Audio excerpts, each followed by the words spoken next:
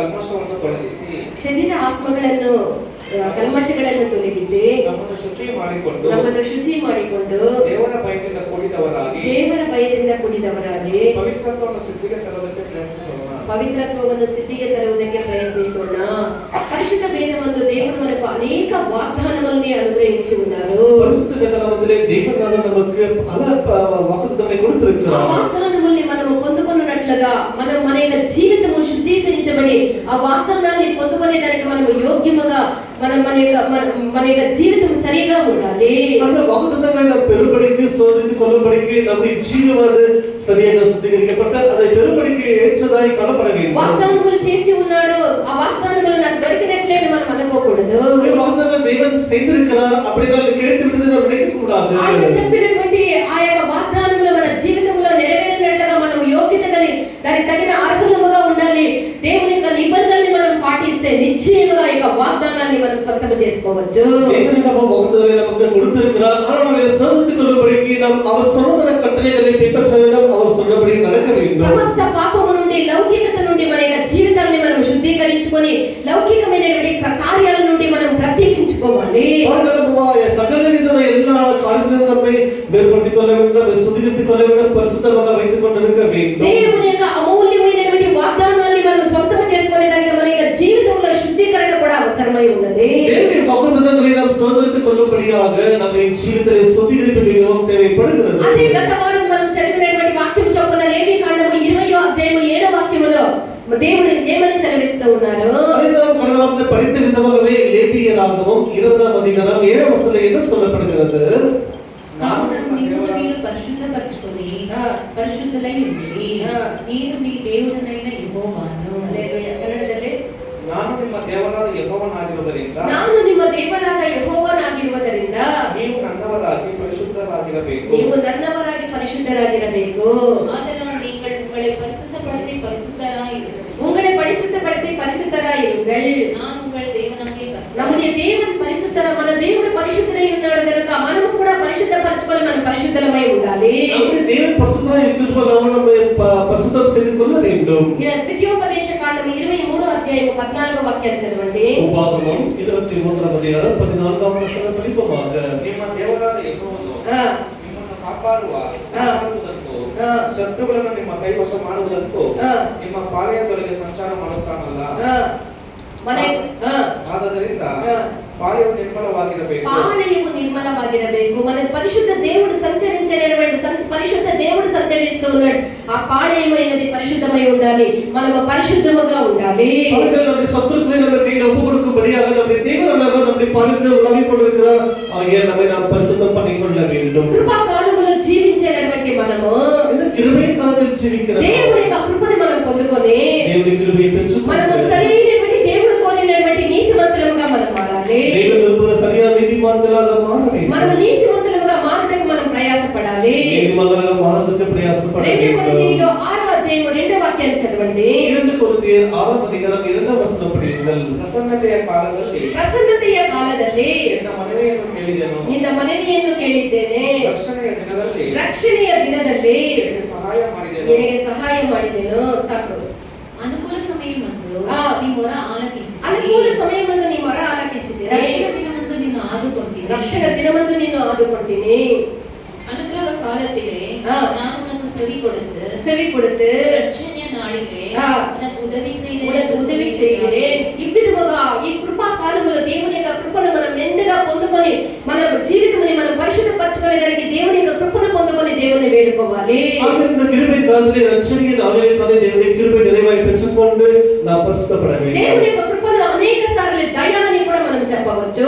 దేవుని கிருபை పలముறை நாம் அதை దయను కూడా சொல்லலாம். మనం కొన్నిసార్లు అర్హులు కాకపోయినను దేవుని యొక్క దయ మన పట్ల ఎంతో విస్తారముగా ఉంటుంది. சிலரில் நமக்கு அதற்கு ஏற்றதுள்ள ஒரு அருகதை இல்லாமல் போனாலும் அவருடைய தயவு நிறைவாய் நமக்கு పరిశుద్ధ పొంది పరిశుద్ధమై దేవుని యొక్క చిత్తాన్ని నెరవేర్చేది మన యొక్క కార్యమై ఉన్నది. మనం சுத்திகரித்துக் கொண்டு பரிசுத்தமாக்கிக் கொண்டு தேவனுடைய காரியம் நிறைவேற்றுவது நமக்கு கொடுக்கப்பட்ட அது ஒரு கொடுக்கப்பட்ட கடமை. పరిశుద్ధత పొందేది ఏ విధముగా? அப்படி நான் பரிசுத்தப்படுவது எப்படியா? గత వారంలో మనం చదివినట్లుగా அந்த వార్తల ఈ పరిశుద్ధతకు ఇంగ్లీష్ లో హోలీనెస్ అంటారు. ఇది பரிசுத்தம் என்ற வார்த்தையை இங்கிலீஷிலே அதை holiness என்று சொல்வார்கள். holiness కి 8 లెటర్స్ ఉన్నవి. இந்த ஆங்கில வார்த்தையிலே holiness என்ற வார்த்தைக்கு 7 எழுத்துக்கள் இருக்கிறது. HOLINESS అనే 7 పదాలు 7 లెటర్స్ యొక్క ఒక పదములో ఇమిడి ఉన్నది. holiness பரிசுத்தம் என்ற அந்த வார்த்தைக்கு 7 எழுத்துக்கள் இருக்கிறது. ఒక్కొక్క లెటర్ ని మనం విడివిడిగా మనం చదివినట్లయితే ఇంగ్లీష్ వార్తయిலே ஒவ்வொரு எழுத்தையும் பிரித்து பிரித்து படிப்போம் என்று சொன்னார். దాంట్లో ఉండేటువంటి యొక్క సారాంశం మనం తెలుసుకున్నట్లయితే அதில் இருக்கிற ஒரு అంశத்தை நாம் படிப்போம் என்று சொன்னார். మనం పరిశుద్ధతని పొందేదానికి అది ఒక మార్గముగా మనకు ఉంటుంది. నిశ్చయమైన పరిశుద్ధమాగుటకు ఒక వడియే நமக்கு కావాలి. మొదటగా ఈ హోలీనెస్ లో వచ్చినటువంటి యొక్క హెచ్చనేటువంటి యొక్క పదాన్ని గత వారంలో మనం నేర్చుకొని ఉన్నాము. இந்த ఇంగ్లీష్ వార్తయాగే holiness என்ற வார்த்தையிலே முதலாவது எழுத்து H என்பதை குறித்து ఒక వార్తలో படித்திருக்கிறோம். H అనగా హోలీనెస్ కి మొదట వచ్చినటువంటి యొక్క వార్త H హ్యూమిలిటీ అనే దాన్ని చూపిస్తూ ఉన్నది. இந்த ఇంగ్లీష్ వార్తయిலே holiness என்ற வார்த்தையிலே H என்பது முதல் எழுத்தாக இருக்கிறது. అది హ్యూమిలిటీ ఇంగ్లీష్ లో హ్యూమిలిటీ అనగా దీనత అని చూపిస్తూ ఉన్నది. இந்த H என்ற வார்த்தை இங்கிலீஷிலே humility என்று சொல்லப்படுகிறது. தமிழிலே அதை தாழ்மையை காட்டுகிறது. ఈ సర్వ ప్రపంచంలో ఉండేటువంటి యొక్క మనుషుల్ని మనం చూడగా இந்த பூமியில சகல ஜனங்களை பார்க்கும்போது మనుషుల్లో దీనత అనేది లేదు. మనుషులందరూ నేను అనేటువంటి అహంకారముతో జీవిస్తూ ఉన్నారు. மனிதர்கள் எல்லாரும் நான் என்ற கர்வத்தினாலே இருக்கிறார்கள். ఆ దీనత హ్యూమిలిటీ అనేటువంటిది ఒక కేవలముగా మనుషులు ఎంచుకుంటూ ఉన్నారు. இந்த humility என்று சொல்ற வார்த்தை தாழ்மை எல்லாரும் ஒரு கேవலமாக நினைக்கிறார்கள். దీనత కలిగిన వాళ్ళే హ్యూమిలిటీ కలిగిన వాళ్ళే తగ్గించుకోగలరు. யாரெல்லாம் இந்த humility இருப்பார்களோ அவர்கள் தான் தங்களை అయితే ఒక్కరు தாழ்த்துகிறார்கள். ఏమైనా తక్కువ ఉంటే పిల్లల్ని తక్కువంటే తగ్గుతారా? ஆனால் நாம் சிறிய பிள்ளைகளுடைய தாழ்மையை இருந்து சொல்ல தாழ்ந்து இருப்பார்கள். హెచ్చించుకోవద్దమ్మా, తగ్గండి అంటే తగ్గేదే లేదు అని హెచ్చించుకునే దాంట్లో అతిశయించి జాతిలో అతిశయము, ధర్మంలో అతిశయము, అందములో అతిశయము, అన్నిట్లో అతిశయం అనేది వద్దు అన్నా కూడా అతిశయము అధికముగా చదివింటే ఒక అతిశయము, గర్వము, అందముగా ఉంటే ఒక అతిశయము, గర్వము, ఒక మంచి పొజిషన్ విద్యలో మంచి పొజిషన్ ఉంటే అది ఒక అహంకారము, గర్వము, ఈ విధముగా ఆయన గర్వములో పూర్ణత పొందుతూ ఉన్నారు. தாழ்மையை இதுகள் சொன்னால் யாரும் கேட்பதில்லை. ஆகிய தாங்கள் இருக்கிறதான தங்களுடைய நிலைமை குறித்து வெளிப்பாட்டுகள், தங்களுடைய ஜாதியை குறித்து, பாஷை குறித்து, தங்களுக்கு அந்த படிப்பை குறித்து, கல்வி குறித்து, தகுதியை குறித்து, தங்களுக்கு செல்வதை குறித்து இப்படி அவர்கள் மேலே பார்க்க கொண்டிருக்கிறார்கள். அழுக விட்டுட்டப்பா, அழுகிருந்தா பிடிக்க கைரால போட்டு பிடிச்சாலும் இருக்க மாட்டாங்க. கொஞ்சம் அழகா இருந்தா அல்லேலூயா మేన్మే పారాటుவது ఇదంతా కూడా దీంట్లో అంతా కూడా అతిశయించుకుంటూ ఉన్నారు. இப்படிப்பட்ட காரியத்தில் தங்களை மேன்மை பாராட்டிக் கொள்கிறார்கள். అయితే దేవుని యొక్క దయ, దేవుని యొక్క కటాక్షం ఎవరి మీద వస్తుంది అంటే దేవుడి దయవు ఇరకం యార్ మీద వస్తుంది. దేవుడు ఎవరిని కటాక్షిస్తూ ఉన్నారు అంటే దేవుడు యాருக்கு దయవు మనం విన్నటువంటి ఈ యొక్క అన్నిట్లో మనము చాలా గొప్పవాళ్ళగా ఉన్నంత మాత్రాన దేవుడు వాళ్ళ మీద కటాక్షం ఉంచారు. எல்லாவற்றையும் அவர்கள் மேன்மையான நிமித்தமாக தேவன் அவர்களுக்கு உதவி செய்வதிலே தயவு காண்பிப்பதில்லை. మనుషులు అతిశయించు వాటి మీద ఆధారపడి అతిశయించే వారి మీద దేవుని యొక్క కటాక్షము రాదు. யாரெல்லாம் தங்களை மேலே பாட்டிக்கொள்கிறார்களோ அவர்கள் மீது கர்த்தருடைய தயவு இருக்கிறது. కటాక్షం ఎవరి మీద వస్తుంది? அப்படினால் அவருடைய தயவு யார் மீது இருக்கிறது? యెషయా 66:2 వాక్యములు మనం చూడగా యెషయా 66 అధికారం 2వ వచనం படிக்கும்போது ಇವರೆಲ್ಲ ನನ್ನ ಕೈಯ ನೆನಪಿಸಿತು ಹೌದು ನನ್ನ ಕೈಯಿಂದಲೇ ಇವೆಲ್ಲ ಉಂಟಾದವು ನಾನು ಕಟಾಕ್ಷಿಸುವವನು ಎಂತವನೆಂದರೆ ದೀನನು ಮನಮುರಿದವನು ನನ್ನ ಮಾತಿಗೆ ಭಯಪಡುವವನು ಆಗಿರುವವನೇ. ಎಷ್ಟು ಚೆನ್ನಾಗಿದೆ ನೋಡಿ ಕನ್ನಡದಲ್ಲಿ ಪದಗಳು. ದೀನನು ಮನಮುರಿದವನು ನನ್ನ ಮಾತಿಗೆ ಭಯಪಡುವವರಿಗೆ ನನ್ನ ಕಟಾಕ್ಷ ದೊರೆಯುವುದು. ಎಷ್ಟು ಚೆನ್ನಾಗಿದೆ. ದೀನನು ಮನಮುರಿದವನು ನನ್ನ ಮಾತಿಗೆ ಭಯಪಡುವವರನ್ನು ನಾನು ಕಟಾಕ್ಷಿಸುತ್ತೇನೆ. ಈ ವಿಧವಾಗಿ ಯಾರೆல்லாம் ಕರ್ತருக்கு பயப்பட்டு அவர் பயந்த வசத்தை நோக்கி கொண்டிருப்பார்களோ அவர்களை கர்த்தர் దైవ కాంపిக்கிறவராய் இருக்கிறார். దీనతలిగి విరిగినటువంటి హృదయముగలిగి దేవుని యొక్క వాక్యానికి భయపడవాలనే దేవుడు కటాక్షించే దేవుడు. இதுவரை சிறுமைப்பட்ட ஆவியில் நொறுங்குண்ட கர்த்தருடைய வசனத்தை யாரெல்லாம் நோக்கி பார்ப்பார்களோ அவர்களுக்கு தான் தேவன் దైవ కాంపిப்பார். దేవుని యొక్క కృప వల్ల నాకు నేను ముందుకు రావాలి అనే కృప మీద ఆధారపడిన వాడిని దేవుడు కటాక్షించే దేవుడై ఉన్నాడు. దేవుని మునగి సెల வேண்டும். దేవుని దైవ கிடைக்க வேண்டும் என்று அவர்கள் காத்துகிறவர்களுக்கு தான் தேவன் அவர்களை உயர்த்துகிறவராய் இருக்கிறார். 5వ అధ్యాయం 6వ వాక్యాన్ని మనం చూసినట్లయితే 1 పేతురు 5వ అధ్యాయం 6వ వచనం படிக்கும்போது దేవుడు ధైర్యస్తులను మిమ్మల్ని హెచ్చించినట్లు ఆయన బలిష్టమైన చేతి క్రింద దీన మనస్కులై ఉండుడి. దీన మనస్కులై ఉండుడి. ஆகையால் ஏற்ற காலத்திலே தேவன் உங்களை உயர்த்தும்படிக்கு ஏற்ற காலத்திலே தேவன் உங்களை உயர்த்தும்படிக்கு அவருடைய பலத்த கைக்குள் அடங்கி அவருடைய బలత ఏట్ర వేళలో దేవుడు நம்மை ఉయర్తుబడికి తగిన సమయమందు దేవుడు మనల్ని హెచ్చించినట్లుగా ఆయన బలమైనటువంటి హస్తము క్రింద దీనులమై మనం ఉండాలి. ஏற்றகாலத்திலே கர்த்தர் நம்மை உயர்த்தும்படிக்கு அவர் கையில் நாம் அடங்கி இருக்க வேண்டும். దేవుని వల్ల మనం పైకి రావాలి. అదే నిత్యమైనది శాశ్వతమైనది అనేది మనం తెలుసుకొని ఉండాలి. தேவனை நாம் உயர வேண்டாம், தேவனுக்கு கர்த்தர் வர வேண்டாம், அதுவே நமக்கு நிரந்தரமாக இருக்கு என்பதை நாம் அறிந்து నాకేమి కావాల్సినంత డబ్బు ఉంది, కావాల్సినంత విద్య ఉంది, కావాల్సినంత ఆస్తి ఉంది, నేను ఎందుకు దీనత కలిగి ఉండాలి అంటే నిశ్చయముగా నువ్వు నమ్ముకున్నది ఒక రోజు నిన్ను వదిలిపోతుంది. దేవుని యొక్క కృప మాత్రమే నిలకడగా ఉండేది. எனக்கு ஏராளமான திறன ஆஸ்தி இருக்குது, பணம் இருக்குது, எல்லாமே இருக்குது, நான் எதுக்கு தாழ்ந்து இருக்க வேண்டும் நினைப்பேன் சொன்னால் அவையெல்லாம் ஒரு நாள் అబ్రహాము యొక్క జీవితాన్ని గురించి చూసి ఉన్నాము. கடந்த வாரத்திலே இந்த ஆபிரகாமின் ஜீவித்தை பார்த்திருக்கிறோம். అబ్రహాము 99 సంవత్సరాలు గలవాడై ఉండగా ஏறக்குறைய ஆபிரகாம் 99 வயதான దేవుడు అతనికి కనపడి ఏమని సెలవిస్తూ ఉన్నాడు? தேவனானவர் ஆபிரகாமுக்கு தோன்றி என்ன சொல்லுகிறார்? చదవండి. ఆదికాండం 17వ అధ్యాయం 1వ వాక్యాన్ని చదవండి. ஆதியாகமம் 17ஆம் அதிகாரம் 1ஆம் வசனம் படியுங்கள். ஆபிரகாம் 99 வயதான போது 99 வயதான போது கர்த்தர் ஆபிரகாமுக்கு தரிசனமாகி நான் சர்வ வல்லமையுள்ள தேவன், நான் சர்வ வல்லமை உள்ள தேவன், நீ எனக்கு முன்பாக நடந்து நீர் எனக்கு முன்பாக நடந்து கொண்டு ఉత్తమనాయిరు, నువ్వు నాకు ముందుగా నడిచి నిందారహితంగా ఉండమని అబ్రహాముతో దేవుడు చెప్పే. நீ முன்பாக நடந்து கொண்டு உத்தமமாய் இரு என்று கர்த்தர் சொல்லுகிறார். అలాగైతే ఇంతవరకు అబ్రహాము ఉత్తముడుగా యోగ్యుడిగా ఉండలేదని ఈ యొక్క వార్త యొక్క సారాంశం ఇస్తూ ఉన్నది కదా. அப்படியே இதற்கு முன்பாக ஆபிரகாம் கர்த்தருக்கு உத்தமமாய் இருக்க இல்லை என்று அர்த்தம். దేవుని యొక్క వార్తని అబ్రహాముకు ఏమని సెలవిచ్చే? தேவனுடைய வார்த்தை ஆபிரகாமுக்கு என்னவென்று சொல்லுகிறது? ఉత్తముడుగా ఉండమని చెప్పే.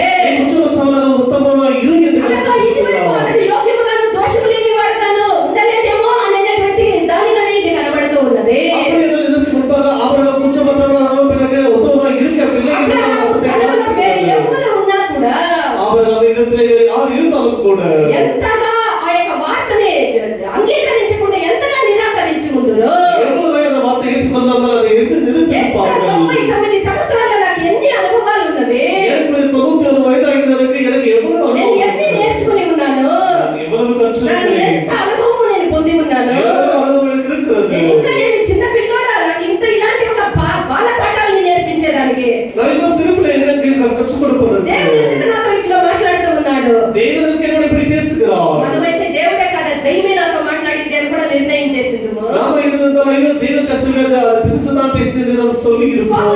స్వాభావికముగా ఇంతగా జీవించినటువంటి అబ్రహాముకి ఇలాంటి వార్త వచ్చినప్పుడు అలాగా ఆలోచించి ఉండాలి. அவர்கள் இப்படியா சுயமாய் ஜீவித்திருந்தால் ஆபிரகாம் இப்படித்தான் தோன்றி అంటే இருக்கும். విశ్వాసించే వాళ్ళకి తండ్రిగా కాబోతూ ఉండేటువంటి అబ్రహాము அவர்கள் விசுவாசிகளுக்கு தகப்பனாக மாறப்போகிற ஆபிரகாம் దేవునితో ఈ విషయం గురించి ఏ తర్కము చెప్పలేదు.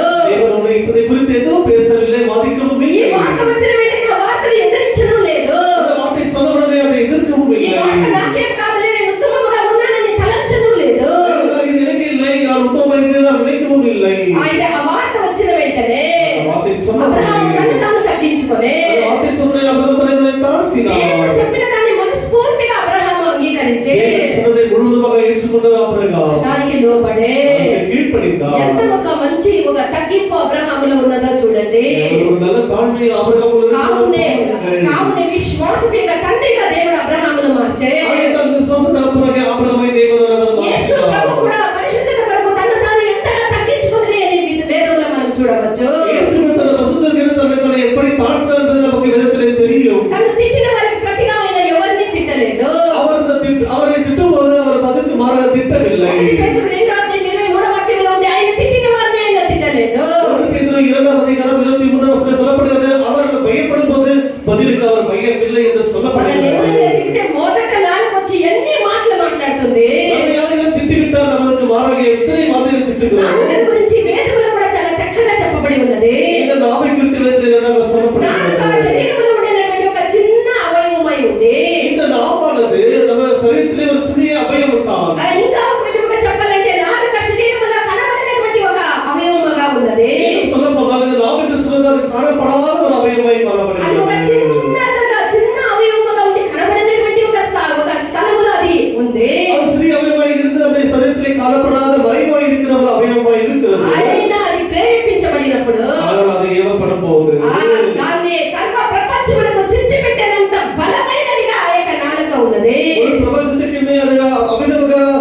பற்றி வைக்கிறதான அந்த சுபாவம் கொண்டுதான் இருக்கிறது. యాకోబు 3వ అధ్యాయము 6వ వాక్యము, యాకోబు 1వ అధ్యాయము 26వ వాక్యము, యాకోబు 3వ అధ్యాయము మొదటి 2 వాక్యాల్లో మనకు చక్కగా చెప్పబడి ఉన్నది. யாக்கோபு 3ஆம் அதிகாரம் 2 முதலாம் அதிகாரம் இப்படி படித்தால் நமக்கு தெரியும், அதை குறித்து நன்றாக சொல்லப்பட்டிருக்கிறது. మన నాలుకని మనం అదుపులో పెట్టుకోవాలి. நம்முடைய நாவை நாம் அடக்கி మన నాలుకని మనం అదుపులో పెట్టుకుంటే నిశ్చయంగా మనం పరిశుద్ధపడడానికి చాలా ఒక మంచి మార్గము. అబ్బా, నాలుక అదుపులో ఉంటుందా?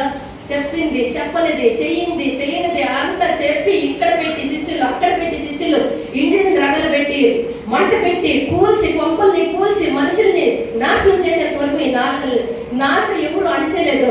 ఆ నాలుక అణగల అణిసి ఉండల.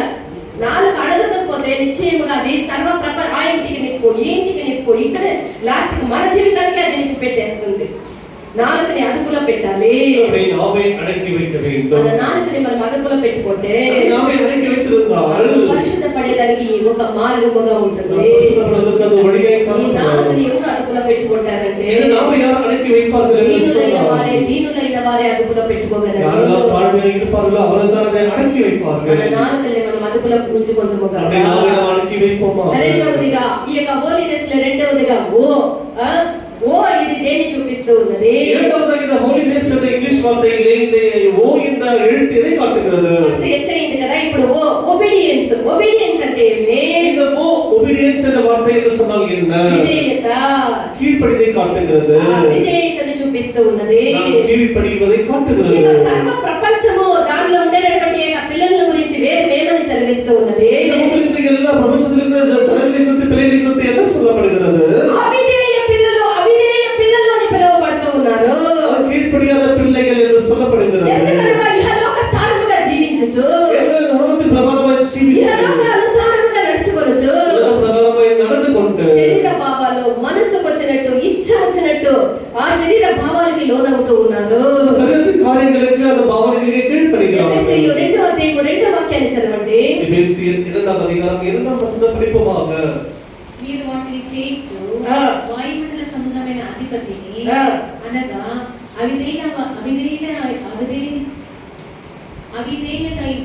అవిధేయులైన వారికి ఇప్పుడు ప్రేరేపించు శక్తికి అధిపతిని అనుసరించి ఈ ప్రపంచ ధర్మము చొప్పున మునుపు నడుచుకొండిరి. அவைகளில் நீங்கள் முற்காலத்திலே இவ்வுலக வழக்கத்துக்கு ஏற்றபடியாகவும் இவ்வுலகத்தின் வழக்கத்துக்கு ஏற்றபடியாகவும் கீழ்ப்படியாமையின் பிள்ளைகளின் நிமித்தம் இப்பொழுது கிரியை செய்கிற ஆகாயத்து அதிகார பிரபுவாகிய ஆவிக்கேற்றபடியாகவும் நடந்து கொண்டீர்கள். ఈ యొక్క లోక ప్రపంచాన్ని అనుసరించి శరీర భావాల్ని మనసులకు ఇచ్చికి మనం లోనైతేమే நம்முடைய சரீரத்தின் காரியங்களை எல்லாவற்றையும் இந்த உலகத்தின் பரமான காரியங்களுக்கு கீழ்ப்படிந்து நாம் அது அடிமையாகி விட்டோம். అవిధేయ పిల్లలకు వచ్చినటువంటి ఆపదలు 1 2 కాదు. இந்த கீழ்ப்படியாமை பிள்ளைகளுக்கு வருகிற ஆபத்து 1 2 அல்ல. ఇచ్చల ప్రకారము అవిధేయత చూపించి తల్లిదండ్రులకు లోబడకుండా పెద్దలకు లోబడకుండా వాక్యానికి భయం లేకుండా ఆ ఇష్టానికి జీవించి శరీర ఇచ్చలకి లోనై 18 ఏళ్ళు 16 ఏళ్ళు 20 ఏళ్ళలోనే ఎయిడ్స్ రోగానికి కూడా ఎంతో మందికి ఈ యొక్క రోగం వస్తూ ఉంది. అవిధేయులైన వాళ్ళు ఎంతగానో ఈ యొక్క నానా విధములైనటువంటి వేదనకి లోనైతూ ఉన్నారు. பிள்ளைகள் இவ்விதமாக சரீர இச்சைகளுக்கு கீழ்ப்படிந்து பிள்ளைகள் பெற்றோர்களுக்கு எதிர்த்து நின்று கீழ்ப்படியாமை காட்டி இவ்விதமாக சிறுவயதில்தானே பெரிய பெரிய நோய்களுக்கு ஆளாக மாறுகிறார்கள். మనం చూసినట్లయితే యెషయా ఇర్మియా ఎజెకియా ప్రవక్తల ద్వారా అవిధేయ పిల్లలు అని అనేకలని ఆ యొక్క యెషయా ఇర్మియా ఎజెకియా ప్రవక్త అనేకలని అవిధేయ పిల్లలని పిలిచిరే. எசேக்கியா எரேமியா பிறகு இந்த தீர்க்கதரிசிகள் எல்லா அந்த வாலிப பிள்ளைகளை கீழ்ப்படியாமை பிள்ளைகள் என்று சொல்லி இருக்கிறார்கள். ఎవరి అవిధేయ పిల్లలు? யார் இந்த கீழ்ப்படியாமை பிள்ளைகள்? ఎవరికి దీనత ఉండదో, யாருக்கெல்லாம் கீழ அந்த தாழ்மை இருக்காதோ వాడు విధేయత కలిగి ఉండేది లేదు. ఒక మాట అనకూడదు, ఒక మాట చెప్పకూడదు. ఎచ్చుత బ్యాలెన్స్ గా ఉండాల, మనసరిగి చెప్పాలా. వీళ్ళు మాత్రం ఎట్లయినా ఉండొచ్చు. ఎవరికి దీనత ఉండదో వాళ్ళు విధేయత కలిగి ఉండేదానికి వీలు కాదు. யாருக்கெல்லாம் இந்த தாழ்மை இருக்காதோ அவர்கள் கீழ்ப்படிந்து இருக்க மாட்டார்கள். దేవుడు ఒక మనిషికి ఒక ఆజ్ఞ ఇచ్చే, దేవుడు ஒரு மனிதனுக்கு ஒரு கட்டளையை கொடுத்தார். ఏం ఆజ్ఞది? என்ன கட்டளை அது? ఈ పండు తినరాగనే మొదట మనిషి అయినటువంటి ఆదాముకి అవ్వకి దేవుడు ఒక ఆజ్ఞని ఇచ్చే. முதலாவது மனிதர்களாகிய இந்த ஆதாம் ஏவாளுக்கு தேவனானவர் ஒரே ஒரு கட்டளையை தான் கொடுத்தார். పది ఆజ్ఞలు లేదు, 4 ఆజ్ఞలు లేదు, ఒకే ఒక ఆజ్ఞని మాత్రమే ఇచ్చే. அவர் 10 4 கட்டளைகளை கொடுக்கவில்லை, ஒன்றே ஒன்று தான் சொன்னார். ஆதியாகமம் 2ஆம் அதிகாரம் 17ஆம் வசனம் படியுங்கள். అయితే మంచి చెట్టుల తెలవనిచ్చు వృక్ష ఫలములను మంచి చెడు తెలివినిచ్చు వృక్ష ఫలమును తినకూడదు. వాటిని తిను దినమున నిశ్చయముగా చచ్చేదవని నిశ్చయముగా చచ్చదవని దేవుడు చెప్పే. ஆனாலும் நன்மை தீமை நன்மையும் தீமையும் அறியத்தக்க விருட்சத்தின் கனியை புசிக்க வேண்டாம். விருட்சத்தின் கனியை புசிக்க வேண்டாம். நீ புசிக்கும் நாள் அதை நீ புசிக்கும் நாளிலே சாகவே சாவாய் என்று சாகவே சாவாய். ಕನ್ನಡ ಒಳ್ಳೆಯದರ ಕೆಟ್ಟದ್ದರ ಅರಿವನ್ನು ಹುಟ್ಟಿಸುವ ಒಳ್ಳೆಯದರ ಕೆಟ್ಟದರ ಅರಿವನ್ನು ಹುಟ್ಟಿಸುವ ಫಲದ ಹಣ್ಣನ್ನು ಮಾತ್ರ ತಿನ್ನಬಾರದು. ಫಲದ ಹಣ್ಣನ್ನು ಮಾತ್ರ ತಿನ್ನಬಾರದು. ತಿಂದ ದಿನ ಸತ್ಯ ಹೋಗಿವಿ ಎಂದು తిన్న దిన నేను సత్యం దేవుడు ఏమని చెప్తూ ఉన్నారు? ఈ చెట్టు మాత్రమే ఏదేం తోటలో ఇన్ని చెట్లు ఉన్నాయి అన్ని తినండి ఏమైనా చేసుకోండి ఈ చెట్టు మాత్రము మీరు తినకూడదు. తిన్న దినమున చావనే చెత్తరని ఒకే ఒక ఆజ్ఞ ఇచ్చా కదా. இந்த வேதத்துல இத்தனை விருட்சங்கள் இருக்கிறதல்லவா, எல்லாவற்றையும் சாப்பிடுங்கள், ஆனால் இந்த நன்மை தீமை அறியத்தக்கதான இந்த கனியை மாத்திரம் புசிக்க வேண்டாம் என்று தேவன் சொன்னார். దేవుడు ఏమైనా కష్టమైనటువంటి నువ్వు మోయలేనంత భారమైన ఆజ్ఞ ఏమైనా ఇచ్చినా దేవుని దగ్గర அவனை சோக்க முடியாத கடினமான கட்டளை நான் கொடுத்தாரா, లేక మీ ఇష్టాన్ని నెరవేర్చకూడదనే ఆజ్ఞ ఏమైనా ఇచ్చినా அல்லது உன்னை விருப்பத்தின்படி செய்யக்கூடாது என்று தேவன் சொன்னார். ఈ మంచి చెడు తెలివినిచ్చినటువంటి ఈ వృక్షం యొక్క ఫలమును తినకూడదనేటువంటి ఒక సాధారణమైనటువంటి ఒక ఆజ్ఞను మాత్రమే ఇచ్చే. இந்த நன்மை தீமை அறியத்தக்க விருட்சத்தின் கனியை புசிக்க வேண்டாம் என்ற ஒரு சாதாரண கட்டளை தான் கொடுத்தார். అయితే ఆ మనిషి ఏం చేసే? அந்த மனிதன் என்ன செய்தார்? అతడు అవిధేయత చూపించే. అవిధేయత చూపించబడికి కలిగినటువంటి ఆపదలు అనేకములు. కీழ்పడియాமை కాటినోళ్ళకి அவர்கள் ஆபத்துகள் అనేకములు. ఈ అవిధేయత ఈ ఆదాము అవ్వ చూపించినందువల్ల కీழ்పడియాமை இந்த ஆதாம் ஏவாள் காட்டினது நிமிత్తமாக దేవుడిచ్చినటువంటి సర్వ ఆశీర్వాదముల్ని వాడు కోల్పోయి దేవుడు கொடுத்த సకల ఆశీర్వాదాలను చూడండి. ఈ ఇழந்துட்டார்கள். అవిధేయత వల్ల ఎంత గొప్ప ఆశీర్వాదముల్ని వాడు పోగొట్టుకున్నారో చూడండి. பாருங்கள், நீங்களே பாருங்கள், தேவன் கொடுத்த ஆசீர்வாதத்தை எப்படி இழந்து விட்டார்களோ பாருங்கள். దేవుని యొక్క బిడ్డ విధేయత కలిగి ఉంటే దేవుని యొక్క ఆశీర్వాదములు నీ సొంతమగును. దేవునికి కీழ்పడినందువల్ల அவர் சொன்ன ஆசீர்வாதములకి ఉపయోగించి నీ తెలివితేటలను ఉపయోగించి నువ్వు అవిధేయత చూపించినట్లయితే దేవుడు నీ మార్గములో పెట్టినటువంటి నీ ఆశీర్వాదములకి నువ్వే బ్రేక్ చేస్తూ ఉన్నావు. ఆ ఆశీర్వాదములు నువ్వు పొందలేవు. நீ சொந்த புத்தியை பயன்படுத்தி கர்த்தருக்கு கீழ்ப்படிவை காட்டினாய் என்று சொன்னால் நிச்சயமாக உன்னுடைய ஆசீர்வாதத்துக்கு நீ தடையாக இருப்பாய். ఆ యొక్క దేవుని యొక్క మాటకు అవిధేయత చూపించినందువల్ల ఆదిలో దేవుడిచ్చినటువంటి సర్వ ఆశీర్వాదముల్ని పోగొట్టుకొనిరి. ஆதாம் ஏவாள் ஆதியிலே தேவனுக்கு கீழ்ப்படியாமை காட்டினது நிமித்தமாக அவர்கள் தேவன் கொடுத்த சகல ஆசீர்வாதங்களை இழந்து விட்டார்கள். దేవుడిచ్చినటువంటి ఆశీర్వాదముల్లో ఒకటి ఏమనగా దేవుని యొక్క మహిమ, దేవుని యొక్క సారూప్యం కూడా వాళ్ళకి ఇచ్చి ఉండేది. దేవుని యొక్క మహిమను, దేవుని యొక్క సారూప్యమును కూడా వాళ్ళు కోల్పోయి தேவன் கொடுத்த ஆசீர்வாதங்களை ஒன்று என்னவென்று சொன்னால் தேவனுடைய மகிமை, அதை அவர்கள் இழந்து దీనికి விட்டார்கள். కారణము దేవుడిచ్చినటువంటి యొక్క ఆజ్ఞను అతిక్రమించినదే. காரணம் தேவன் கொடுத்த ఇప్పుడు கட்டளையை వీళ్ళు దేవుని యొక్క மீறினார்கள். స్వరూపాన్ని పోగొట్టుకొని పడిపోయిన విడితే దూత స్వరూపము దయ్యముల యొక్క స్వరూపాన్ని ధరించుకొని పడిపోయినటువంటి దూతలుగా మారిది. இப்பொழுது தேவன் கொடுத்த சொரூபத்தை இழந்து விட்டு விழுந்து போன சாத்தானுடைய தூதர் அந்த சொரூபத்தை தரித்துக் ఎంత கொண்டார்கள். దౌర్భాగ్యం ఇది. எவ்வளவு பரிதாபப்பட ஒரு காரியமாக இருக்கிறது. ఇన్ని తెలిసిన మనము లోపడకుండా ఉంటామే. మన తెలివితేటలు ఉపయోగించి మనల్ని దేవుడు ఇంకా ఎంత శిక్షకి లోపరుస్తారు. ఇన్ని తెలిసి కూడా మనము లోపడకుండా ఉండమే ఇంకా శిక్ష ఎంత గొప్పగా ఉంటుంది. இத்தனை நம்ம எல்லாம் அறிந்து கூட நாம் இன்னும் தேவன் கீழ்ப்படியாமல் போனால் தேவன் நம்ம எவ்வளவு சிக்ஷிப்பார். అవిధేయత చూపించిన వాళ్ళు లోతు కూడా ఒక్కడు. பாருங்கள், இந்த கீழ்ப்படியாமை காட்டினவர்களே இந்த லோத்து கூட ஒருவர் தான். లోతు ఏం చేసే? லோத்து என்ன செய்தார்? ఆదికాండము 19వ అధ్యాయం 17-18 వాక్యాలు చదవండి. ஆதியாகமம் 19ஆம் அதிகாரம் 17-18 வசனங்களை படியுங்கள். ஓடி போகோ, ಪ್ರಾಣವನ್ನು ಉಳಿಸಿಕೋ, ఓడి ಹೋಗು, ప్రాణವನ್ನು ಉಳಿಸಿಕೋ, ಅದಕ್ಕೆ ನೋಡಬೇಡ, ಹಿಂದಕ್ಕೆ ನೋಡಬೇಡ, ಈ ಪ್ರದೇಶದಲ್ಲಿ ಎಲ್ಲಿಯೂ ನಿಲ್ಲದೆ, ಈ ಪ್ರದೇಶದಲ್ಲಿ ಎಲ್ಲಿಯೂ ನಿಲ್ಲದೆ ಬೆಟ್ಟದ ಸೀಮೆಗೆ ಓಡಿ ಆ ಹೋಗು, ಬೆಟ್ಟದ ಸೀಮೆಗೆ ಓಡಿ ಹೋಗು, ನಿನಗೂ ನಾಶ ಉಂಟಾದೀತು ಅಂದನು. ಆ ನಾಶ ಉಂಟಾದೀತು ಅಂದನು. ಅದಕ್ಕೆ ಲೋಟನು, ಅದಕ್ಕೆ ಲೋಟನು, ಸ್ವಾಮಿ ಅದು ನನ್ನಿಂದ ಆಗದು, ಅದು ನನ್ನಿಂದಾಗದು, ನೀನು ನಿನ್ನ ದಾಸನ ಮೇಲೆ ದಯವಿಟ್ಟು ನೀನು ನನ್ನ ದಾಸನ ಮೇಲೆ ದಯವಿಟ್ಟು ನನ್ನ ಪ್ರಾಣವನ್ನು ಉಳಿಸಿದ್ದು ಬಹು ವಿಶೇಷವಾದ ಉಪಕಾರವೇ, ನನ್ನ ಪ್ರಾಣವನ್ನು ಉಳಿಸಿದ್ದು ಬಹು ವಿಶೇಷವಾದಂತ ಉಪಕಾರವೇ. ಆದರೆ ಬೆಟ್ಟಕ್ಕೆ ಓಡಿ ಹೋಗಲಾರೆನು, ಆ ಬೆಟ್ಟಕ್ಕೆ ನಾನು ಓಡಿ ಹೋಗಲಾರೆನು. ನಾನು ಹೋಗುತ್ತಿರುವಾಗ ಆ ವಿಪತ್ತು ನನಗೂ ಉಂಟಾಗಿ ಸತ್ತೇನು. ఓహో, ఎంత పెద్ద జ్ఞానం చూడండి. హల్లెలూయా. ఇప్పుడు ఉండేటటువంటి తరంలో ఉండే అనేక మంది పిల్లలు ఈ విధముగా చేసేది. ఇది వద్దమ్మా, ఇది చేయనిద్దమ్మా, ఇది చేయనిద్ద. ఓ ఏం లేదు, అదెట్లా, అది నా వల్లే కాదు, అది నాకు అంత త్రాణం లేదు, నాకు అంత బలం లేదు, నాకు అంత వద్దు, నేను అట్లు చేసేలే, ఇట్లు చేస్తే కూడా ఏం తప్పలేదులే. నువ్వు లోతును జ్ఞాపకం చేసుకో. நீ லோத்து ஒருமை நினைத்துக் கொள்வாயாக. தமிழ்ல படிங்க, படிமது. அவர்கள் வெளியே கொண்டு போய் விட்ட பின்பு அவர் உன் ஜீவன் தப்ப ஓடிப்போ, உன் ஜீவனை தப்ப நீ ஓடிப்போ, பின்னிட்டு பாராதே, சமபூமியில் எங்கும் இங்க எங்குமே நீ இல்லாதே, அழியாதபடிக்கு மலைக்கு ஓடிப்போ, நீ அழியாதபடிக்கு அந்த மலைக்கு ஓடிப்போ என்று தேவன் கட்டளையிட்டால் லோத்து என்ன சொல்லுகிறார்? அதற்கு லோத்து அப்படி ஆண்டவருக்கே புத்திமதி சொல்லி இருக்கிறார் இந்த ஞானி. அப்படியல்ல ஆண்டவரே, உமது கண்களில் உமது அடியனுக்கு கிருபை கிடைத்தது. அதுல கூட ஒரு தாழ்மை, கீழ்ப்படியாம இல்ல கூட ஒரு தாழ்மை, அடியனுக்கு ஒரு கிருபை கிடைச்சால் என் பிராணனை காக்க தேவரீர் எனக்கு செய்த கிருபையை பெரிதாக விளங்க பண்ணினி.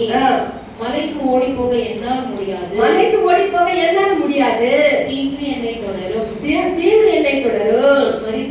நான் மரித்து போவேன். ஆண்டவர் தீங்குக்கு தேவனா? அந்த மலைக்கு ஓடிப்போ என்று சொன்னால் அந்த கீழ்ப்படிஞ்சிருந்தா அந்த மலையில லோத்துக்கு வேண்டியதான அத்தனை ஆசீர்வாதங்களும் அங்க இருந்திருக்கும். அந்த மலைக்கு ஏறி போகத்தக்கதான திராணியும் பலத்தையும் ஆண்டவர் தந்திருப்பார். ஆனால் ಈಗ ಎಂಗಿಯೋ ನಿತ್ಯ ಆದ ఇక్కడ ఎక్కడ నిలబడవద్దు నువ్వు ఆ యొక్క కొండ ప్రదేశానికి పారిపోంటే అట్లా కాదు ప్రభువా, నేను పారిపోలేను, అక్కడికి పోతే నాకు ఏదైనా అపాయం వస్తుంది, నేను పోయి ఈ లోయలో దూరుకుంటాను. దేవుడికే బుద్ధి చెప్పే లోతు అవిధేయత చూపించే లోతు దేవునికి అవిధంగా బుద్ధి சொல்லி அவர்పై దేవుడు చెప్పిన దాన్ని విని ఉంటే గొప్ప ఆశీర్వదించబడినటువంటి ఒక బిడ్డగా లోతు మారి ఉండేవాడు.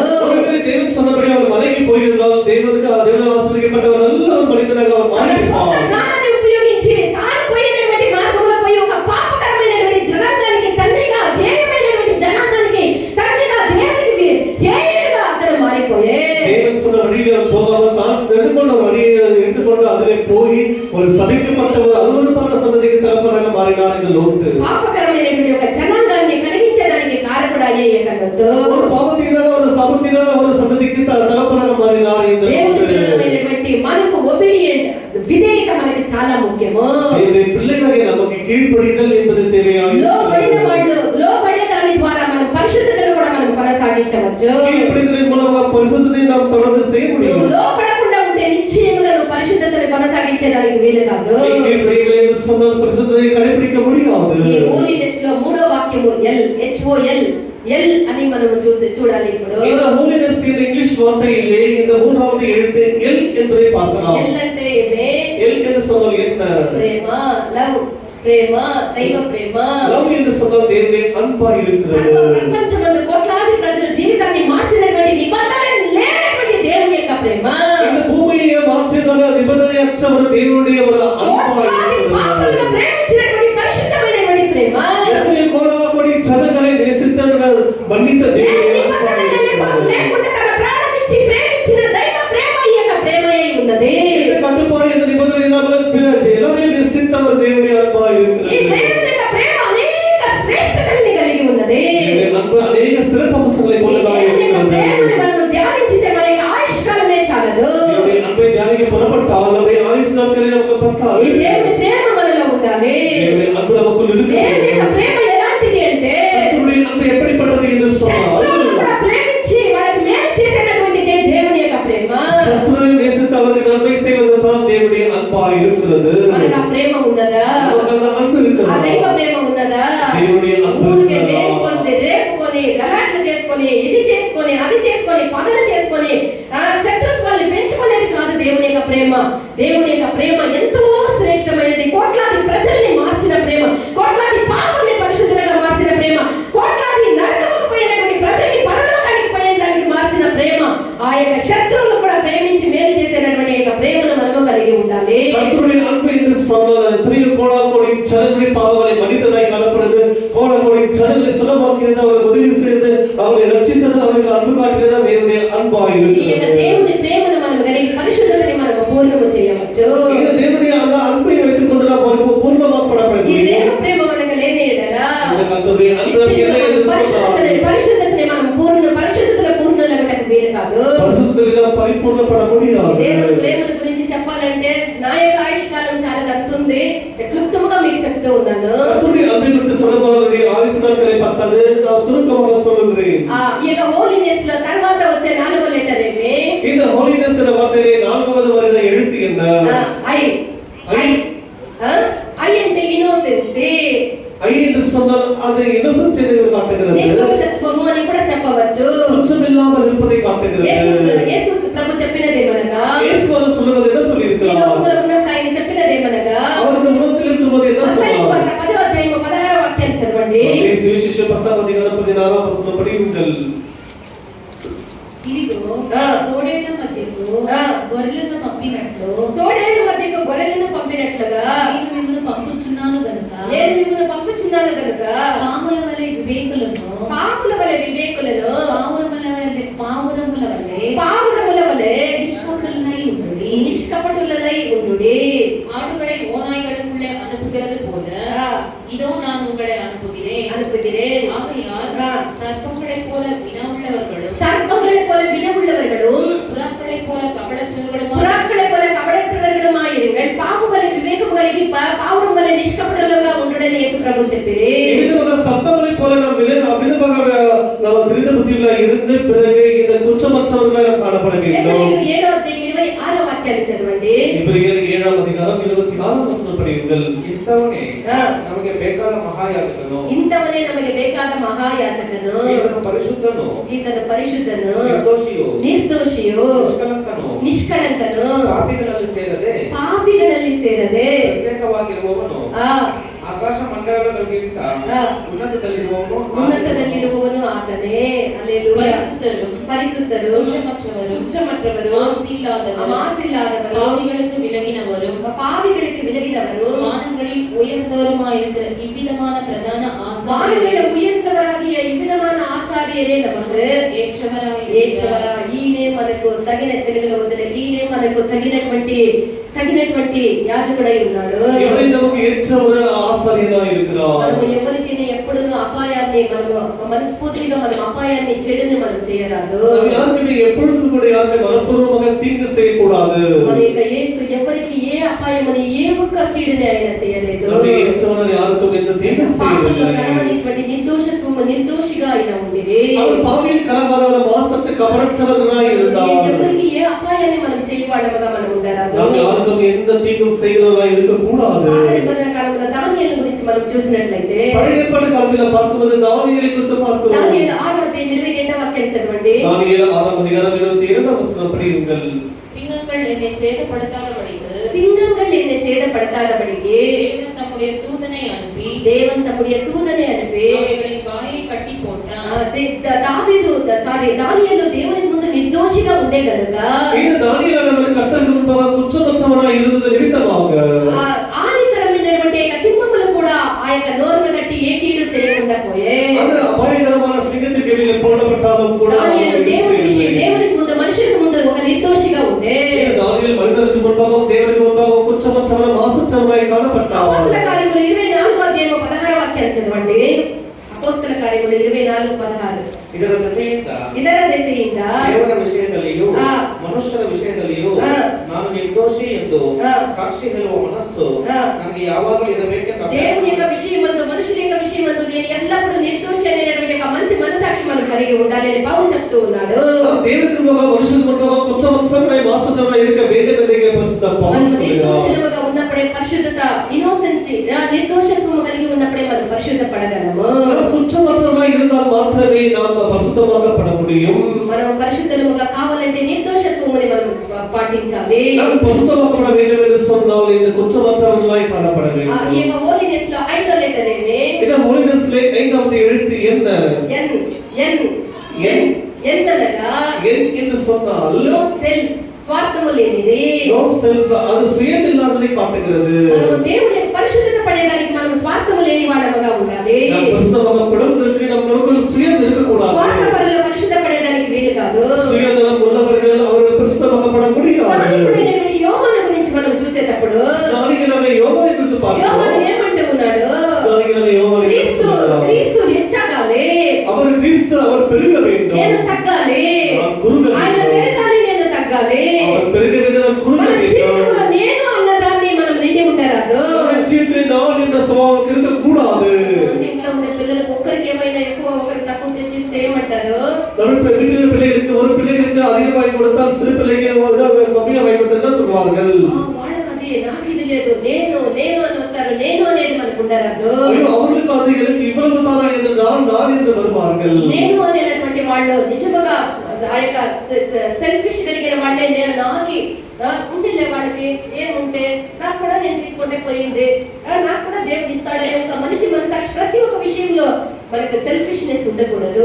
நமக்கு எல்லா விஷயத்திலும் கூட இந்த சுயநலம் என்பது இருக்கவே கூடாது. చంపినప్పుడే మనం పరిశుద్ధపరచబడగలము. அந்த சுயநலத்தை கொன்றால் మాత్రమే நாம் பரிசுத்தமாக ఈ స్వార్థాన్ని గురించి మనం నేర్చుకోవాలంటే కూడా ఎన్నో దినాలు కావాలి. నేను క్లుప్తంగా చెప్తూ ఉన్నాను. இந்த சுயநலத்தை குறித்து நாம் படிக்க வேண்டும் என்று சொன்னால் எத்தனையோ நாட்கள் படிக்கலாம். పరిశుద్ధపడేదానికి ఈ యొక్క స్వార్థాన్ని మనం వదిలిపెట్టాలి. பரிசுத்தமாகப்பட வேண்டும் என்று சொன்னால் இந்த சுயநலத்தை விட வேண்டும். హోలీనెస్ లో ఆ యొక్క ఆరో వాక్యమే, ఆరో ఆ యొక్క లెటర్ ఏమి? இந்த ஹோலினஸ் என்ற ఇంగ్లీష్ వార్తயிலே ఆరవది எழுத்து என்ன? ఏమి మర్చిపోయినాం. ఈ హల్లెలూయా, ఈ ఎండ్యూర్నెస్ అనేది ఇంగ్లీష్ లో అంటారు. ఈ என்ற ఎండ్యూర్నెస్ என்ற ఇంగ్లీష్ లో சொல்வார்கள். అర్థము సహనము, తట్టుకోవటము, ఓర్చుకొనుట అని అర్థం ఇస్తూ ఉన్నది. அது தாங்குவது பொறுமை இருப்பதை காட்டுகிறது. సహనము, ఓర్పు, తట్టుకోవటం అనేది చూపిస్తూ ఉన్నది. அது நீடி பொறுமையை காட்டுகிறது. యాకోబు 1:12 వాక్యము 14 వాక్యాన్ని మనం చూసినట్లయితే யாக்கோபு 1ஆம் அதிகாரம் 12ஆம் வசனம் 14ஆம் வசனம் படித்தால் நமக்கு தெரியும். ಕಷ್ಟವನ್ನು ಸಹಿಸಿಕೊಳ್ಳುವವನು ಧನ್ಯನು. ಕಷ್ಟವನ್ನು ನಿರಾಕರಿಸುವವನು ಧನ್ಯನು, ಕಷ್ಟವೇ ಬೇಡ ಎಂದು ಹೇಳುವವರು ಧನ್ಯರು ಎಂದು ಬೈಬಲ್ ವಾಕ್ಯದಲ್ಲಿ ಹೇಳಲ್ಪಟ್ಟಿಲ್ಲ. ಕಷ್ಟವನ್ನು ಸಹಿಸಿಕೊಳ್ಳುವವರು ಧನ್ಯರು. ಹಲ್ಲೆಲೂಯಾ. சோதனையை சகிக்கிற மனுஷன் பாக்கியவான். சோதனையை சகிக்கிற மனுஷன் யாரு? பாக்கியவான். 14ஆம் வசனம். அவனவன் தன் சுய இச்சையினாலே இழுக்கப்பட்டு சிக்குண்டு சோதிக்கப்படுகிறான். అది ఆ కష్టము కాదు. దేవుడు కావున ఆ వాళ్ళ స్వార్థానికి నాన్న దొంగలించి నాకు శోధన వచ్చింది, పట్టుకొని కొడితే దొంగలించి కొడితే నాకు శోధన వచ్చింది అంటే అది శోధన. పక్కింట్లో పోయి చెడు కార్యాలు చేసి వచ్చి వాళ్ళు పట్టుకొని బాగా దంచితే అది శోధన కాదు. లేదా ఏదైనా కార్యాలు చేసి వచ్చి నాకు శోధన వచ్చింది, శోధన సహించబడ్డారు ధన్యుడు. వాళ్ళు ఏదో దాచుకున్న దాన్ని దొంగిలించుకొని వచ్చి మనం పెట్టుకొని వాళ్ళు వచ్చి బాగా మనల్ని మొత్తి కొట్టి మనల్ని పోతే నాకు శోధన వచ్చింది, శోధన సహించేవాడు ధన్యుడు అని వాక్యంలో ఉందంటే అదే శోధన. అది కాదు శోధన. దేవుని నిమిత్తం మనకు వచ్చినటువంటి శోధనలు సహించేవాడు ధన్యుడు. కర్తరి నిమిత్తం మనకు శోధనై సహించిన మనుషుడు భాగ్యవాన్. యోసేపు యొక్క జీవితాల గురించి మనం చూసినట్లయితే యోసేపు జీవితంలో యోసేపు ప్రతిరోజు ఒక శోధనకు లోనాయే. யோசேப்பு ஒவ்வொரு நாளும் அவர் சோதனைக்கு உட்பட்டிருக்கிறார். అతడు ఎంతగా శోధనకు లోనైనో அவர் எவ்வளவு சோதனைக்கு உட்பட்டார். ఆయన శోధనలో అతడు ఓడిపోలేదు.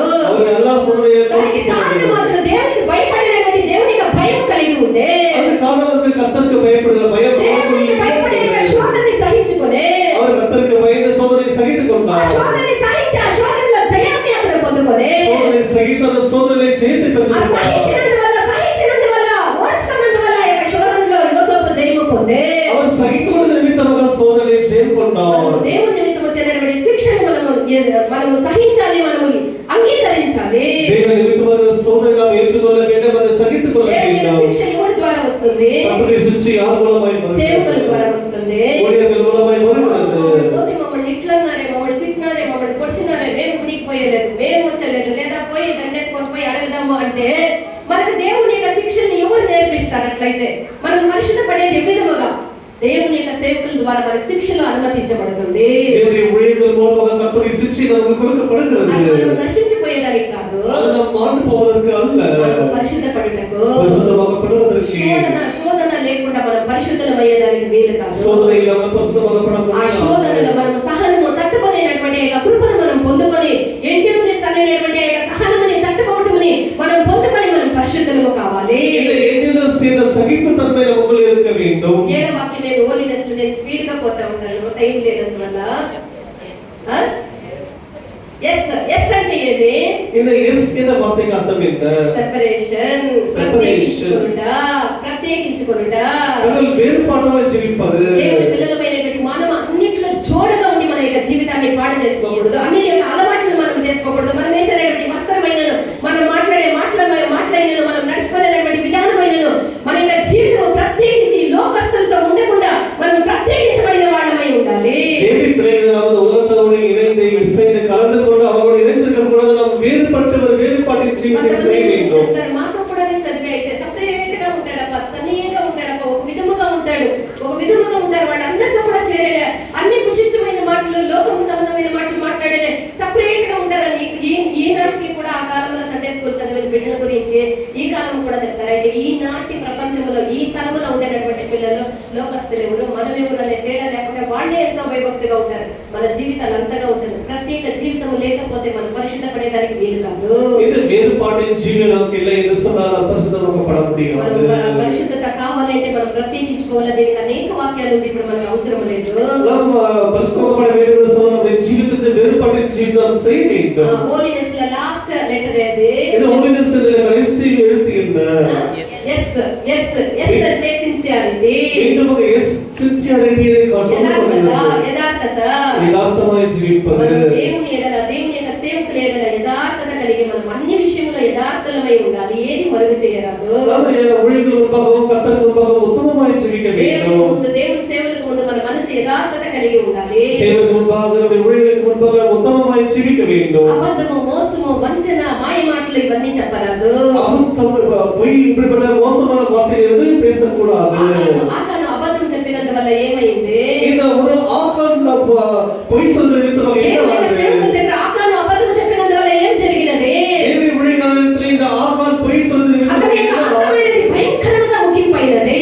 ஜீவி முடிவானது பயங்கரமாய் இருந்தது. మన జీవితం అవిధముగా ఉండరాదు. జీవితం அப்படி இருக்க கூடாது. యథార్థత కలిగి ఉండాలి.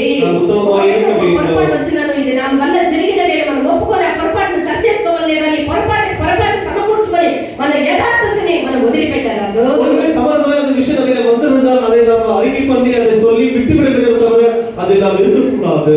இருக்கக்கூடாது. இல்ல அந்த பொய்కి இன்னொரு பொய்யை சேர்த்து ఆ యథార్థతను వదిలిపెట్టి అబద్ధానికి ఇంకొక అబద్ధమును చేసి మన పాపాన్ని మనము పరిశుద్ధతకి మనము అడ్డుగా మనం మారరాదు. அதற்கு மறைப்பதற்கு இன்னொரு பொய் சொல்லி நம்ம நம்முடைய உத்தமத்தை விட்டுவிடக் கூடாது. సిన్సియారిటీని మనం వదులుకుంటే మనం పరిశుద్ధత పడేదానికి వీలు కాదు.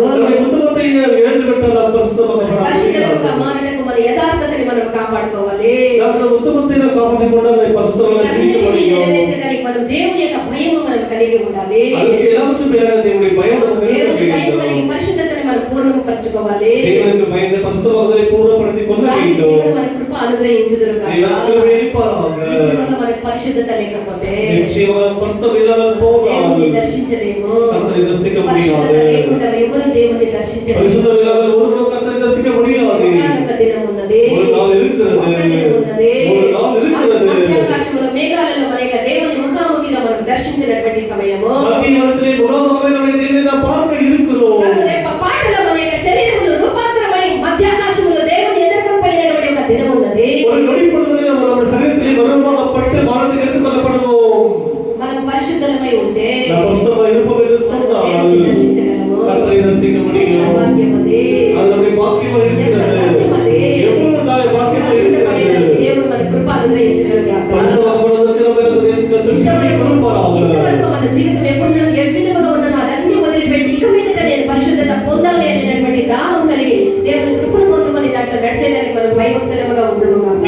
நம்முடைய ஜீவியம் எப்படி இருந்தாலும் அதை விட்டு விட்டதற்கு மேல் பரிசுத்தமாக்கப்படுவது நம்முடைய ஜீவித்தை ஒப்பு கொடுப்போமாக. వారికి దేవుని కృప అనుగ్రహించుదురు గాక. தேவன் கிருபையை அளிப்பாராக. ఆమేన్. ఆశ ఒకటి యేసు